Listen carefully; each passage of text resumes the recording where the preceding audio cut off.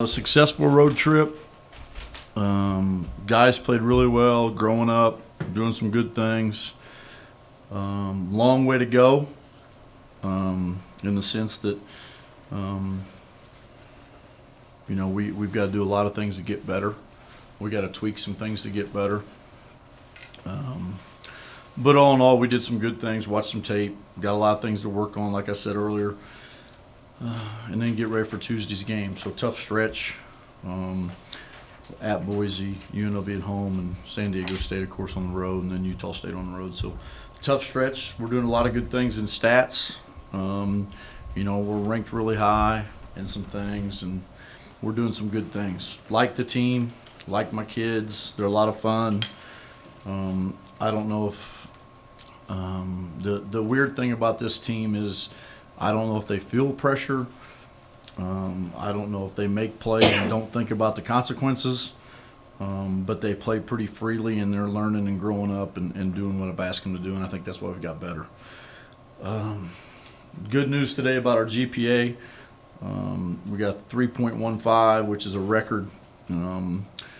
Most improvement in any sport in our department, so that's good for our guys. And it's, one thing I got to credit Paul with my contract. He kind of got beat up a little bit because there weren't any incentives in there. Well, the reason why there aren't any incentives in there because that's my job. My job's to graduate players and make sure they're doing the right thing in the classroom, and that's important to us. It's 5 straight semesters we've been over a 2.7. I think it's higher than that, but that's a good accomplishment for my kids. And I promised all their parents that they would graduate, and that's my goal, is to graduate them. So that'll be my biggest win with any of these games or with my kids, will be if they graduate. So good news about that today, but excited. Elijah got Player of the Week again. He's well deserved. But we got a really good team, and they're playing well, and hopefully could continue to get better. So you've seen UNLV. Is it a matter of keeping them out of the lane when they're on offense type deal, forcing them to shoot from the outside? Yeah, I think so. The thing was, I think they went 0 for 7 early in our game up there, and then they made a bunch, and we ended up going 50%. Going into the game, we were holding people on the line to 17% three-point shooting, which is the best we've ever done. And, basically doubled. It used to be like 34, 35, and sometimes higher than that, and it was down to 17 at one time, and then they shot 50%, I think, from the game, and now it's at 28 or right around there. So we've gotten better at that. I think we've concentrated on working on that with closeouts and using our length, but we have to keep them. The biggest thing that hurt us was fouls and putting them on the line, and that kind of got us out of our rhythm, got our guys, didn't play certain guys because of foul trouble, and we can't foul. We've got to get better at that. We fouled too much at Boise, and I think we fouled too much against UNLV, but we've been doing better at that. So, but we can't let them drive us and can't get them on the line. We want to make them shoot perimeter shots, even though they've made some. But they're talented. I mean, they're very gifted, and it'll be an interesting game. Coach, defensively, you guys have been really clamping down in the second half. Go ahead. What now? I said defensively, you guys have been really clamping down in the second half. Mm-hmm. Could you just speak to that? Contrary to popular belief about adjustments, we make several. And, the biggest thing is that we got a team now that understands that, Van. It's when you're dealing with a young group, it's kind of like it's hard to first get them to take a shower, brush their teeth, clean their room, do laundry. Don't understand when they're sick that if they don't do their sheets and all that, bacteria is still there. So they've got that now. So now they're able to grow up, and now they're being able to make adjustments that we're doing, and we're covering a lot of that in practice. So I think that helps us. I think I'm able to say what I want to do and what I want them to do, and they're able to do that. Before, I think it was difficult.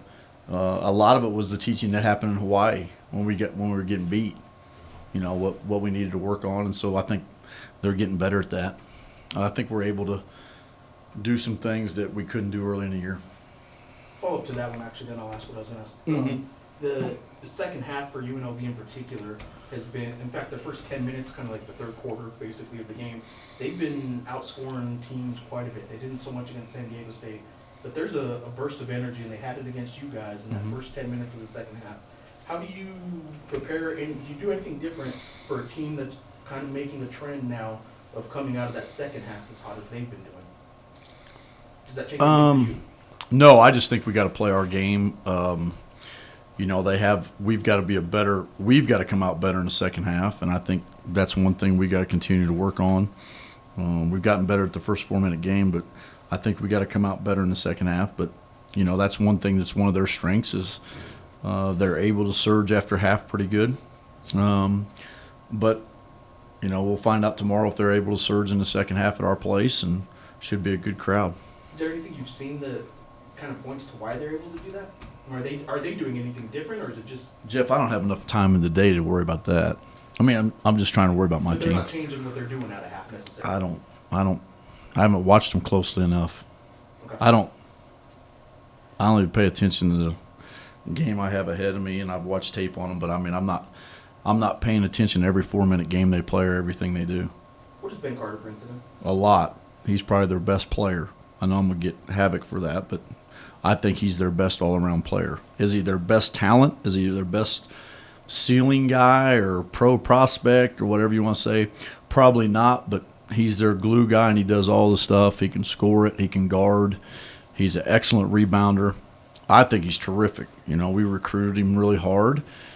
Hopefully he's okay because he's a heck of a player. Are you preparing? I'm preparing like he's going to play, but I mean, we don't know if he's going to play or not.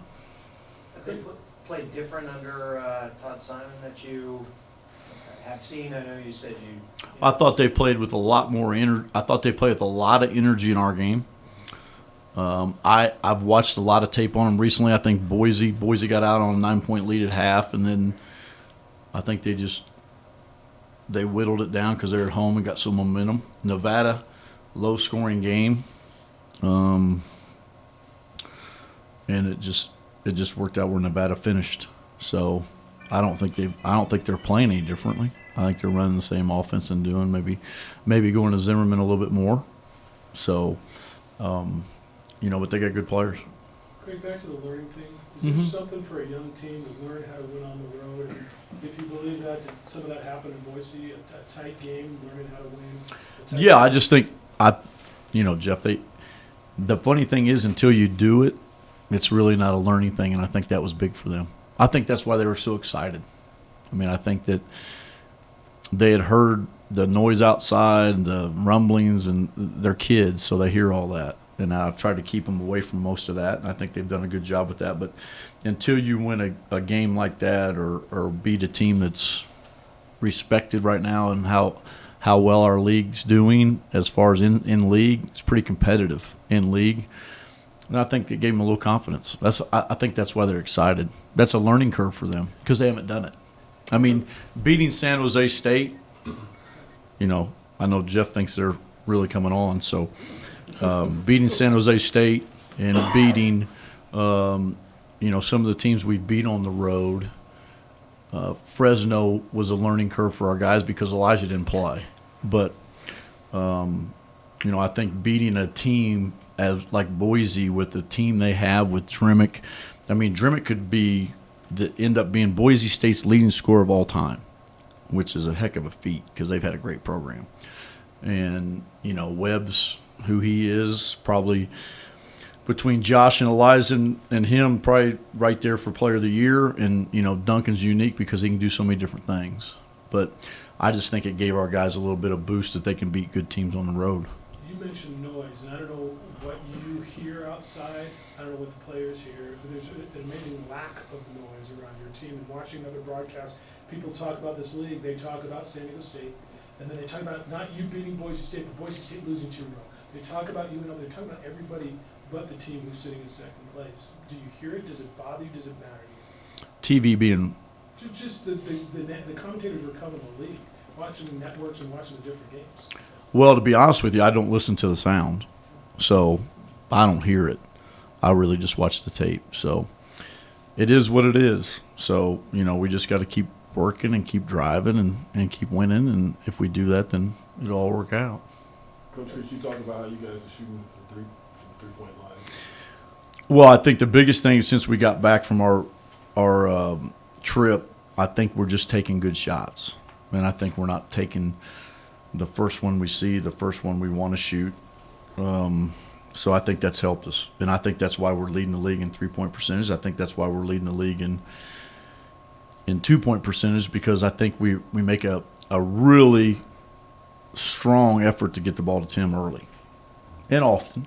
Not, we try to go to him, and then I think that opens up everything. But I think our shot selection, if you look at our team, 10 games ago, is totally different than the shot selection. I mean, we usually go in at half and have 10 threes up. We went in a half a couple games. We had 6 or 5 or 4 for 4. I mean, we're not shooting the first one we see, and I think that's helped. Has Elijah become the leader of this team? I mean, that's something you guys were looking for earlier in the year. And, I mean, his numbers. You don't become the leader because you score all the points. Yeah, of course. But I mean, it's But that's what everybody thinks. That's not the way it works. You don't miss curfew. You don't do things, and be considered a leader. Now, is he working to that? Yeah. But just because you score the most points doesn't mean you're the leader. So that's something you're still looking for. Kendall Williams scored the most points. Was he always the leader?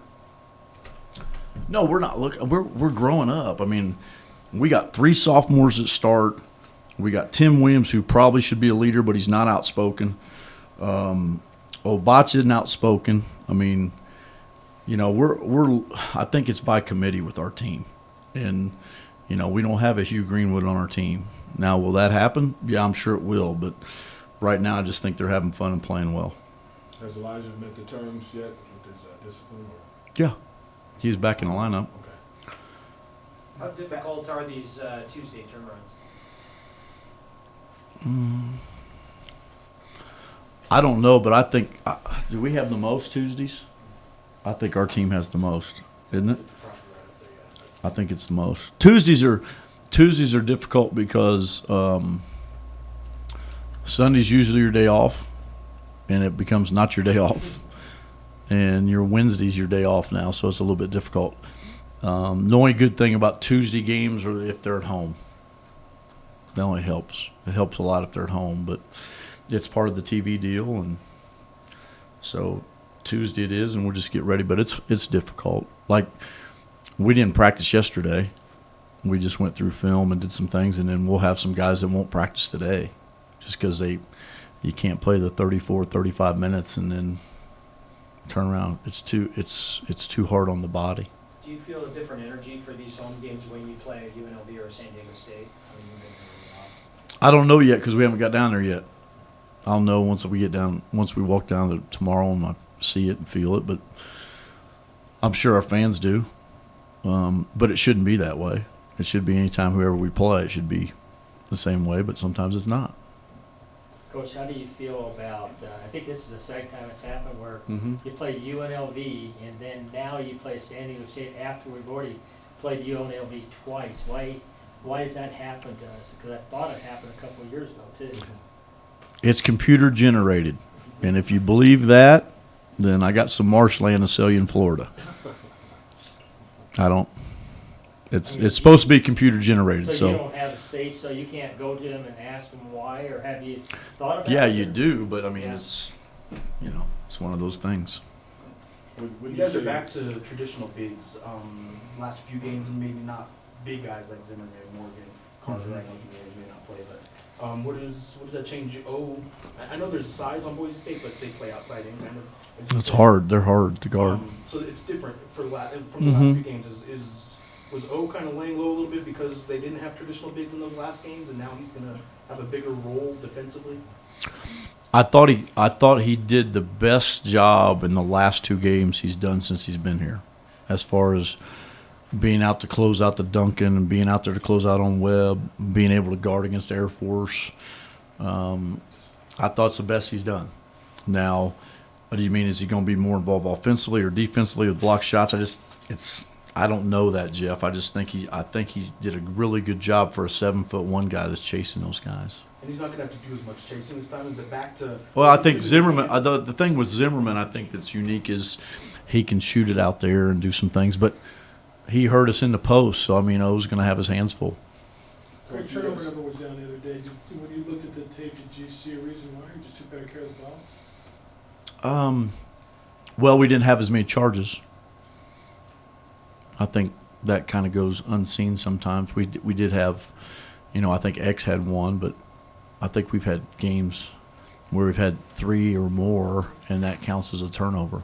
So I think we had 20 turnovers and 1 by 20 or 1 by 30 the other night and 5 charges. So if you take those 5 charges away, it's 15. And with 70 possessions or 75 possessions, 15 is okay with me.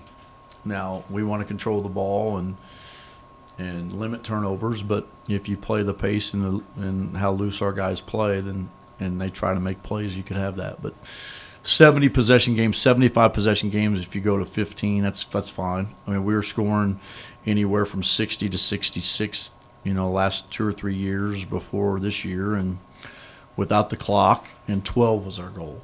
So if you had 12 more possessions, and then you got 2 or 3 more turnovers, it's kind of – that's the way I'm trying to stay positive about it. Yeah, I want to be under 10, but that's just kind of part of it. Coach, what has changed since the last meeting with those guys? Because, you guys do look like a more well-run. We're different. We're playing better. We're different. I think they got us sped up. I think they played with a lot of energy. I think they're very talented. I think they can guard you. I think we've developed some patience. I think we've developed some offensive execution that we didn't have. I think we're moving the ball side to side instead of one side. I think Tim Williams is playing at a high level, and I think Elijah's playing at a high level.